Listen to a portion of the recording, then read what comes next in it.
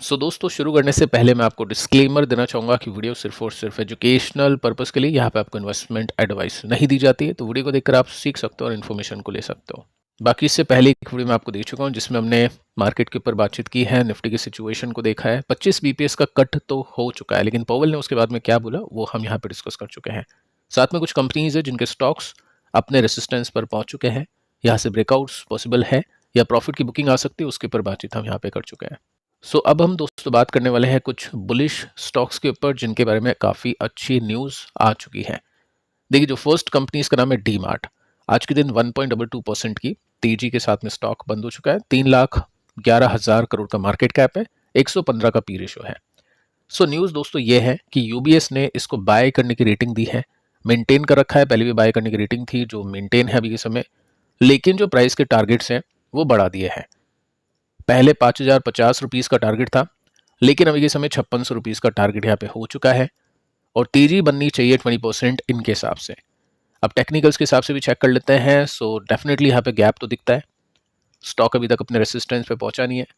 और जितने भी हमने यहाँ पे ब्रेकआउट्स देखे, जैसे ये वाला ब्रेकआउट हुआ है, उसके बाद में स्टॉक ने ये वाला ब्रेकआउट कर दिया है।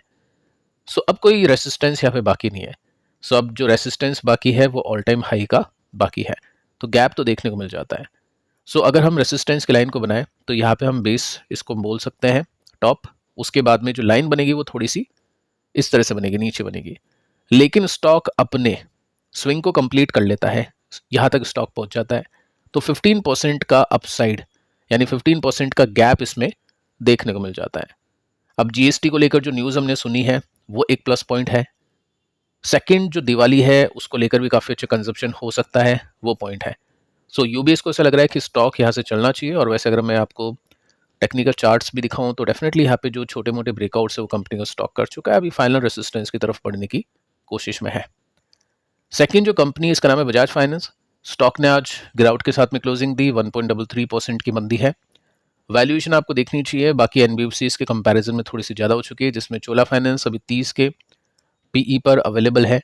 बजाज हाउसिंग फाइनेंस को छोड़ देते हैं क्योंकि वो थोड़ा सा एक्सपेंसिव है, 45 के आसपास का पी है, लेकिन चोला के कंपैरिजन में बजाज अभी थोड़ा सा महंगा है।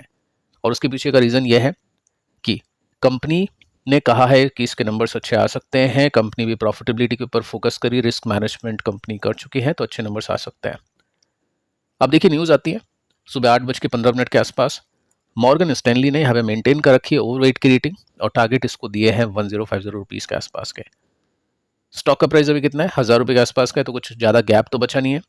लेकिन हाँ, हम ये चेक कर सकते हैं कि स्टॉक ने यहाँ पे ब्रेकआउट दिया, उसके बाद में एक अच्छी तेजी पकड़ी, अभी यहाँ पे ब्रेकआउट कर चुका है। तो एटलीस्ट 50-100 रुपीज़ की तेजी अगर इसमें मिल भी जाए तो कोई बड़ी बात नहीं है, ठीक है। इस तरह के टारगेट्स यहाँ पे दिए हैं। दोनों टारगेट्स वैसे देखा जाए तो रियलिस्टिक और रीजनेबल दिखाई देता है, बट ऐसा नहीं है कि टारगेट को देखकर स्टॉक को खरीदना बेचना चाहिए। जस्ट मैं आपको बता रहा हूँ कि टेक्निकल्स में क्या सिचुएशन है और कंपनी का स्ट्रक्चर कैसा है स्टॉक के प्राइस का। इसके बाद में जो तीसरी कंपनी है, इसका नाम है LTI माइंड्री, 2% के आसपास चला है। आज के दिन दोस्तों आईटी कंपनीज के स्टॉक्स में अच्छी तेजी बनी, लेकिन ये स्टॉक सबसे ज़्यादा चला है बड़ी कंपनीज के हिसाब से अगर मैं इसको दिखाऊं तो। साथ में आप देखोगे तो आईटी कंपनीज के स्टॉक चले हैं क्योंकि रेट कट हुआ है, जो मैं आपको आज के फर्स्ट वीडियो में बता चुका हूँ सेक्टर के हिसाब से कि आईटी कंपनीज चली है, फार्मा कंपनीज चली है। इसके साथ में अगर आप देखोगे ना तो कंपनी को लेकर एक न्यूज़ है जो कि काफ़ी अच्छी है कि LTI माइंड्री पार्टनरशिप कर चुका है शॉपिफाई के साथ में, लॉन्च करेगा AI कॉमर्स सेंटर। तो इसी की वजह से ये जो कंपनी है इसका स्टॉक विप्रो, TCS और जो बाकी कंपनीज है उसके कंपैरिजन में ज़्यादा चला है। इसके भी टेक्निकल्स को देख लेते हैं और इसके अंदर भी आपको 15-16% का गैप देखने को मिलेगा। अगर gradually Nifty all time high की तरफ बढ़ता है तो निफ्टी और ऑल टाइम हाई में तो इतना गैप है नहीं, सिंगल डिजिट का गैप है, लेकिन उसकी वजह से क्या होता है, स्टॉक्स अपने ऑल टाइम हाई को ले लेते हैं तो उसमें अच्छी कमाई हो जाती है। अब देखो यहाँ पे क्या है, अगर मैं इस लाइन को थोड़ा सा इस तरह से ड्रॉ करूँ नीचे की तरफ, स्टिल 16% का गैप इसमें देखने को मिल जाता है। और यहाँ पे अगर आप देखोगे तो एक राउंड बॉटम बन चुका है, अगर इसको ब्रेकआउट मिलता है तो अच्छा पैटर्न यहाँ पे बन सकता है। अच्छी न्यूज़ है और टेक्निकल स्ट्रक्चर भी इसका काफ़ी अच्छा देखने को मिल जाता है। इसके बाद में देखिए दोस्तों, नेक्स्ट कंपनी है Hyundai मोटर्स। 2% की तेजी के साथ में स्टॉक ने क्लोजिंग दी है। 2,22,000 करोड़ का मार्केट कैप है, 40 का पी रेशो अभी आप इसमें देख सकते हैं, यानी महंगा हो चुका है बाकियों के कंपैरिजन में, क्योंकि पिछले 2 क्वार्टर्स इसके काफ़ी अच्छे गए हैं। 20% के साथ में EPS बीट मार्च में, जून वाले क्वार्टर में यानी Q1 में 12% के साथ में एस्टिमेट बीट इसने की थी। अब देखिए रीज़न क्या है कंपनी के स्टॉक के चलने के पीछे का। कंपनी ने साइन किया है अपने एम्प्लॉयज़ यूनियन के साथ में एक कॉन्ट्रैक्ट, जिसके अंदर 3 साल का ये कॉन्ट्रैक्ट हो चुका है और एम्प्लॉयज़ की जो सैलरी है वो बढ़ जाएगी 31,000 पर मंथ 3 साल के दौरान। अब एग्जाम्पल लेके चलते हैं कि यहाँ पे मान लो किसी की सैलरी है 20,000 रुपीज़, तो 31,000 रुपये वो बढ़ जाएगी क्या, वो 51,000 तक पहुँच जाएगी क्या। सो देखिए दोस्तों, ये क्या है, मेंशन कर रखा है कि 31,000 की जो वृद्धि होगी ना, जो इंक्रीमेंट होगा वो 3 सालों में होगी, एक साथ नहीं होगी। और पहले साल में 55% बढ़ेगी, दूसरे साल में 25% बढ़ेगी, बाकी तीसरे साल में 20% बढ़ेगी। इसका मतलब यह है कि 3 साल का कॉन्ट्रैक्ट हो चुका है और पहले साल में 17,000 की बढ़ोतरी होगी, उसके बाद में 7,000, उसके बाद में 6,000, जो भी मतलब सैलरी हो उसके प्लस आप 31,000 कर सकते हैं। मतलब मैक्सिमम इतनी वृद्धि होगी, एकदम से नहीं होगी लेकिन 3 हिस्सों के अंदर ये वृद्धि होगी। अब इसको लेकर कंपनी के स्टॉक ने आज काफ़ी अच्छा परफॉर्म किया, क्योंकि ऑब्वियस है एम्प्लॉयज़ अच्छा काम करेंगे। इन कंपनीज़ में, जो कार्स वाली कंपनीज, इसमें स्ट्राइक्स भी काफ़ी होती है, हड़ताल भी काफ़ी होती है पे आउट को लेकर। सेकंड, अभी जो मार्केट है, दिवाली वाला जो मार्केट है, उसके साथ में जो GST कम हुआ है उसकी वजह से जो मार्केट के अंदर बूम आएगा, ऑटोमोबाइल कंपनीज के स्टॉक्स में तेजी उसी वजह से बन रही है कि कंपनीज की सेल्स बढ़ेगी, तो उसमें इस कंपनी को अच्छा फायदा होगा, क्योंकि एम्प्लॉयज़ छोड़कर नहीं जाएगी कंपनी को। अट्रिशन रेट कम होगी, हो सकता है बाकी कंपनी से एम्प्लॉयज़ यहाँ पे शिफ्ट भी हो अच्छी सैलरी को देखकर। सो एक रीज़न है, इसकी वजह से कंपनी के स्टॉक ने काफ़ी अच्छा परफॉर्म किया है। सो यहाँ पे आप देख सकते हैं लिस्ट होने के बाद में स्टॉक डाउन ट्रेंड में था, एक अप ट्रेंड में बनता है, उसके बाद में एक ब्रेकआउट तेजी, उसके बाद में वापस से एक ब्रेकआउट तेजी। अभी वापस से एक ब्रेकआउट हो चुका है, तो यहाँ पे भी तेजी की एक्सपेक्टेशंस टेक्निकली की जा सकती है। नेक्स्ट जो कंपनी है इसका नाम है नेटवेब, 4% की तेजी के साथ में स्टॉक ने आज क्लोजिंग दी है। इसका मार्केट कैप आप देख सकते हैं 17,000 करोड़ का है, 133 का पी रेशो है, यानी काफ़ी एक्सपेंसिव है। अब इस एक्सपेंसिव होने के पीछे का रीज़न आपको बताइए कि कंपनी के पास में 1734 करोड़ का ऑर्डर मिल चुका है।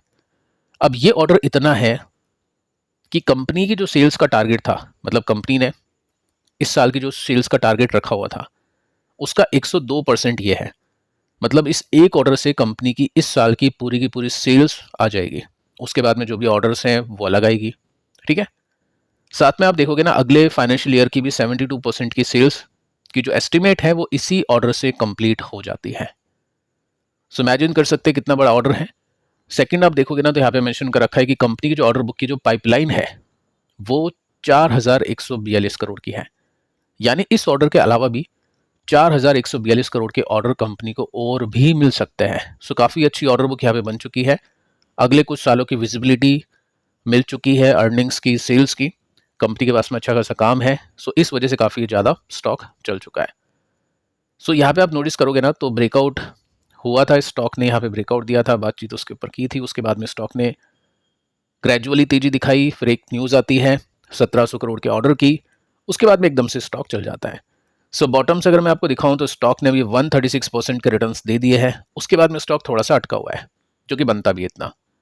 अब इसको थोड़ा सा डिटेल में देखें तो आपको इसमें सिंपली नोट करने को मिलेगा कि स्टॉक थोड़ा चला, उसके बाद में गिरावट हुई, एकदम से ब्रेकआउट, और उसके बाद में तेजी, वापस से स्टॉक गिरा, और यहाँ पे डाउन ट्रेंड का ब्रेकआउट हो चुका है। अगर मैं आपको डे चार्ट के हिसाब से दिखाऊं जिसके अंदर आप सिंपली नोट कर सकते हैं, ये जो गिरावट है उसका ब्रेकआउट इसमें हो चुका है। तो स्टॉक अभी वापस से बुलिश मोड में आ चुका है। देखते हैं कि अगले कुछ दिनों के अंदर, कुछ वीक्स के अंदर किस तरह से ये स्टॉक परफॉर्म करता है। सो फिलहाल दोस्तों इस वीडियो में इतना ही, पिछली वीडियो को आप देख लेना, मिलते हैं नेक्स्ट वीडियो में, तब तक के लिए बाय बाय।